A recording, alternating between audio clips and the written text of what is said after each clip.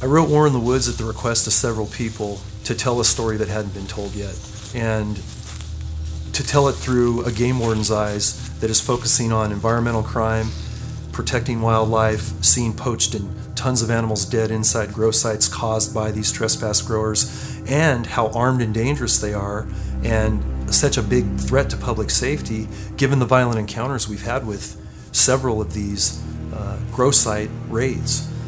After the first about 12 or 13 years of my career as a game warden doing mostly the traditional game warden job, I found my first cartel grow, and the job morphed into something that I would have never imagined.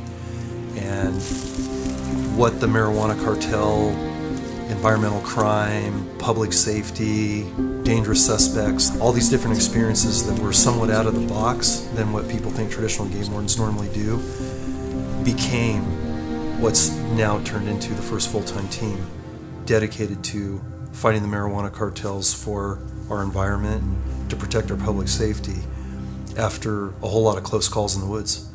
My first cartel grow encounter was on a pristine stream in the middle of nowhere. We stumbled into a 7,000 plant cartel marijuana grow that I'd never seen before. And inside it were two armed growers, literally only 20, 30 yards from us. I had to call for help because marijuana cases is not something game wardens did at the time. It's just not something we were familiar with. So called our local narcotics task force, was then introduced to the Santa Clara County Sheriff's Office, some state park rangers, and then kind of guided the raid for them, being familiar with the site, and went on my first marijuana eradication mission. We had more missions throughout the next year, one very dangerous one where we were ambushed by armed growers.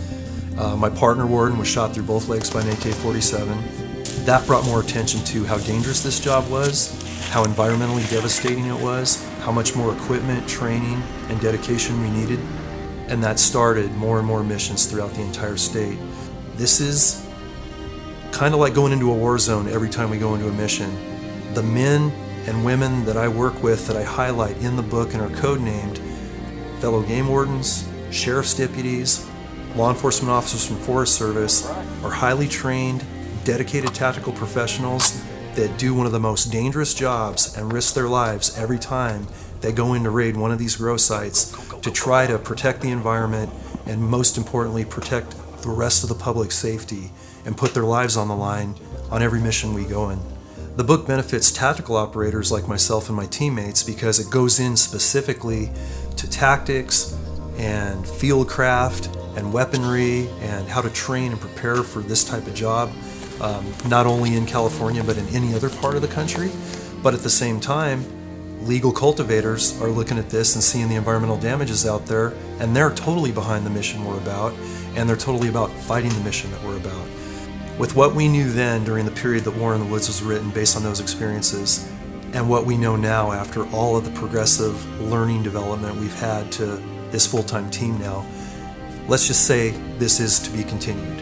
And where we left off in War in the Woods, we're going to pick up at full speed and just keep running with more good stories.